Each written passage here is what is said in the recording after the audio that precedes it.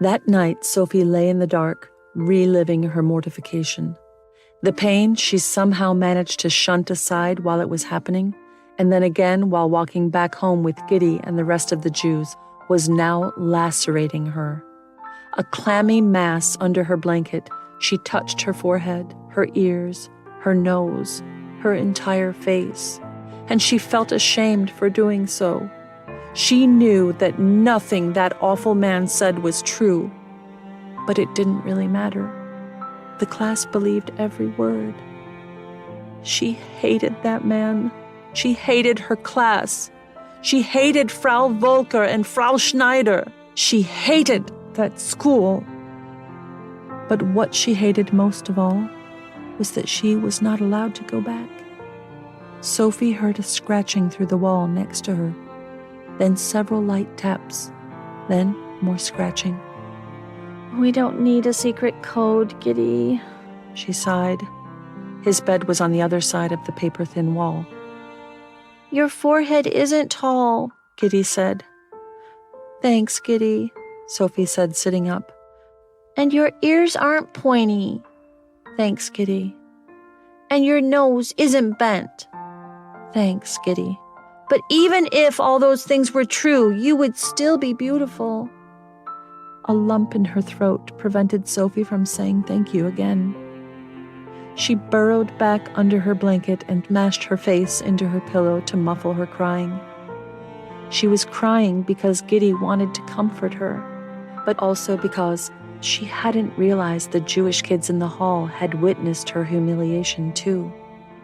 Giddy didn't say anything more, and soon she heard him snoring. Sophie was still crying when her door creaked open. She knew it was her papa from the smell of wood shavings that was a permanent part of his person. She loved that smell.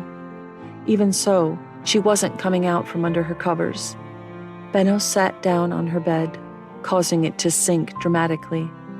Despite herself, she felt soothed. She knew he was going to tell her a story.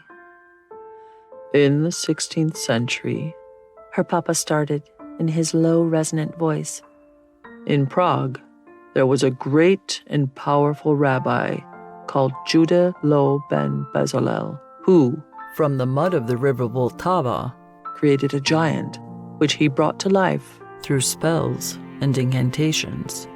Sophie lay still, listening. "This giant, this golem," her papa said, "was 8 feet tall and had the strength of 100 men. "That's even bigger and stronger than you." Sophie couldn't help but respond. "What did it do, Papa?" "The Jews of Prague became his people, so he protected them. No one ever bothered them again." Sophie came out from under her covers and sat up. "Is that the end of the story?" she asked. She couldn't see her papa, but his presence in the dark was huge. "That is the end," he told her. "They lived happily ever after." "Why did you tell me such a short one, Papa?" Sophie was trying to decide whether or not to be annoyed. She liked the story. "You are my angel," Benno said, putting his heavy hands on her shoulders and squeezing them gently. "I will be your golem." He leaned over, kissed her on the top of her head, then went out of the room. Sophie lay back down and fell asleep.